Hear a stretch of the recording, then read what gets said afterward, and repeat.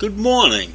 It's Saturday, February 12th, and there's a lot going on. So, it's Super Bowl weekend, and let me tell you about one of the largest lawsuits ever settled in this country. This is a sexual assault lawsuit, a violation of 80,000 boys by the Boy Scout leaders. So they were sued. The Boy Scouts of America were sued, and they're going to pay $2.6 billion to those that were sexually assaulted by the leadership, by the troop leaders or whomever. $2.6 billion. Who could ever imagine that the Boy Scouts of America have that much cash? Not me.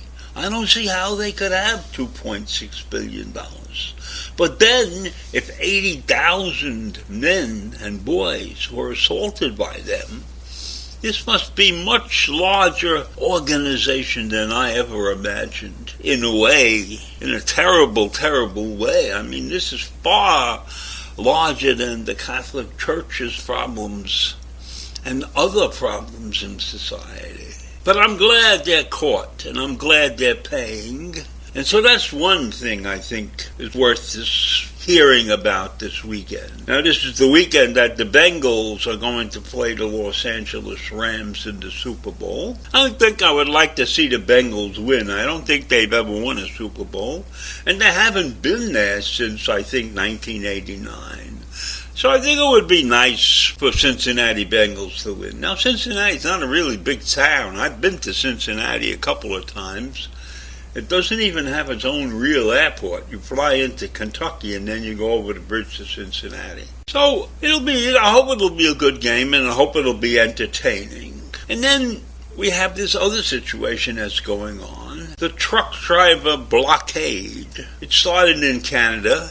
It hasn't gotten into the United States. But when you look at the blockade is because the truck drivers are rallying against getting vaccinated. Now, does getting vaccinated warrant a blockade? Stacking up trucks on the Canadian-U.S. border? Reducing production in the main areas around our country because the parts that are needed to continue producing valuable items or unvaluable items or needs, whatever they're producing, comes by truck, of course. Truckers don't get the respect that they really deserve. It's a hard job driving a truck long distance. It's a hard job driving a truck a short distance.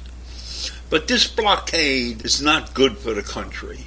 It's not good for the world, in a sense. They are protesting against staying healthy. They're protesting against getting vaccinated. Now, that's insane in my mind. How far do you carry the rights of people? Rights of yourself over the possible rights of many people that you will come in contact with. It doesn't make any sense to me. And, we've heard this argument many, many times, and it's pure stupidity to not get vaccinated. In my mind, there's no rational excuse for not getting vaccinated. It's a health issue, and it's a national and international health issue. This is not a cold we're dealing with here. This is a deadly, deadly virus. So I don't understand the blockade, and I really am against it, but that's the way it's being. And they're threatening to blockade in California on the Super Bowl day, and maybe they'll set up some kind of blockade that prevents the fans from getting to their seats or something like that, So I think that's, stupidity. Now, but on the other side of what's going on with vaccinations and everything, mandates all across the United States are being lifted. And they have lifted mandates in states, but not nationally. The CDC hasn't issued a mandate, and I spoke about this the other day. But today, I'm going to talk about the fact that in New York, the mandate has run out, basically, ran out yesterday, and it put in jeopardy 800 school teachers, about almost 100 firefighters and policemen who haven't gotten vaccinated are going to lose their jobs. And they're claiming they're fired. And Mayor Adams has said they're not fired. They've quit. I do not fire anybody. They quit. They don't want to get vaccinated. They have no real excuse for not getting vaccinated. So we've got this situation in New York and probably around the country because the mandates are running out. The time limit that you had to get yourself vaccinated is running out. And so if you don't get vaccinated and you don't have an excuse for being vaccinated or getting vaccinated. I mean, I don't consider religious exemptions an excuse. In my mind, that's not a valid excuse. God's not up there looking over them and saying, you're going to die if you don't do this thing. This is a big excuse. I would not accept religious exemptions if I was. But meanwhile, these people are going to lose their jobs. Whether or not we consider they're fired, as they would like to say, they're fired, but Adams and probably all the other officials who are involved in this thing say they quit. And that's a big deal. It's a big deal between quitting and getting fired, because if you quit, you're not entitled to unemployment insurance or any other benefits. If you get fired, we have benefits that you could collect.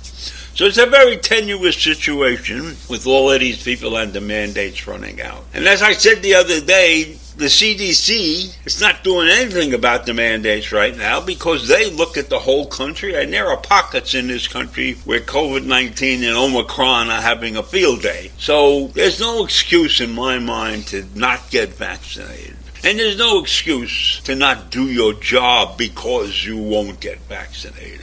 If you choose to do your job and you're not going to be vaccinated, then you can't really effectively do your job, especially if you have a job like a policeman who's interfacing with people all around the area, right? He's going to run into people who are not vaccinated, people who are vaccinated. It's dangerous for the policeman. It's dangerous for those he comes in contact with. So there's no excuse in my mind to not be vaccinated at this point. So even though the mandates are going to run out, right, they're going to cease because the situation in a particular area has gotten good enough relieved the mandate, still needs to be addressed. And people still need to get themselves vaccinated. There's no excuse for not being vaccinated. So that's what I have for this morning, and I hope you have a nice Super Bowl weekend. The weather's going to be good here in New York on Saturday, today, but it's not going to be good tomorrow. Bye.